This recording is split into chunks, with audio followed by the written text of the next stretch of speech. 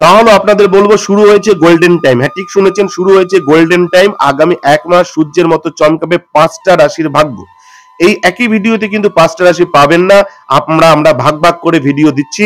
আপনারা এই ভিডিওতে যদি আপনার রাশি না পান তাহলে পরের ভিডিওর দিকে নজর রাখুন, অবশ্যই হয়তো আপনার লাকি নাম্বারটা থাকতে পারে।